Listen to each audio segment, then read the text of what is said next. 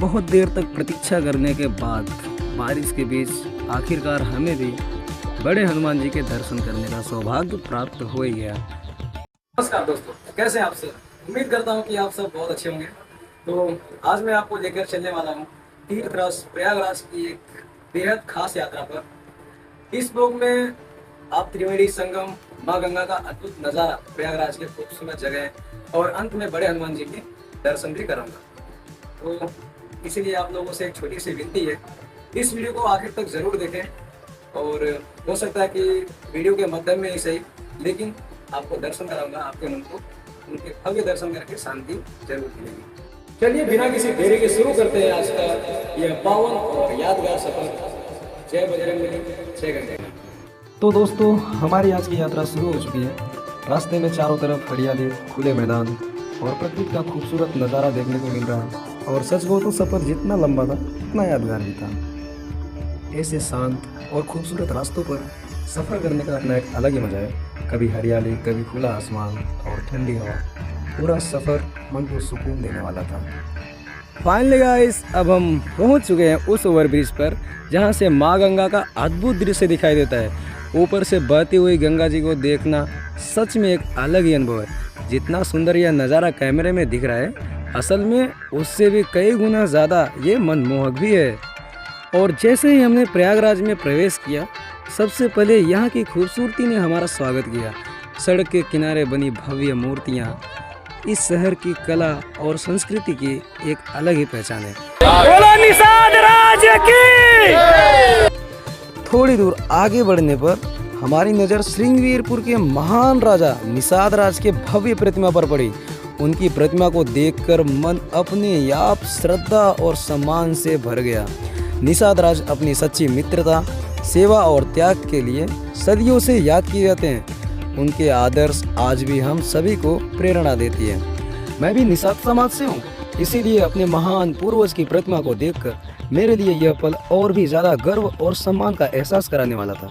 मैंने इस खूबसूरत पल को अपने कैमरे में कैद भी किया ताकि इसकी याद हमेशा मेरे साथ रहे। आखिरकार हम पहुंच गए तीर्थराज प्रयागराज के पावन त्रिवेणी संगम पर। यही वह स्थान है जहां गंगा, यमुना और अदृश्य सरस्वती के संगम की मान्यता है। देश विदेश से लाखों श्रद्धालु यहां आकर आस्था की डुबकी लगाते हैं। हमने भी पूरी श्रद्धा और विश्वास के साथ संगम में पवित्र स्नान किया और मेरे बड़े भैया ने भी आस्था की डुबकी लगाई।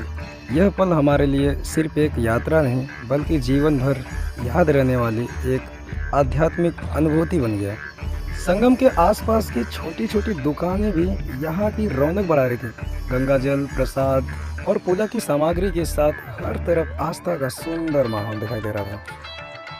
इसके बाद हम बड़े हनुमान जी के दर्शन के लिए निकल पड़े, लेकिन जैसे ही मंदिर की ओर बढ़े, अचानक तेज हवा चलने लगी और देखते ही देखते बारिश भी शुरू हो गई।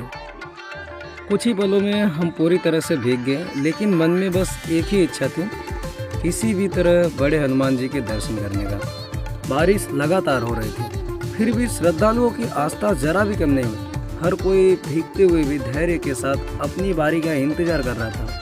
शायद यही सच्ची श्रद्धा होती है, जब मौसम की कोई भी चुनौती आपको भगवान के दर्शन करने से नहीं रोक पाती है।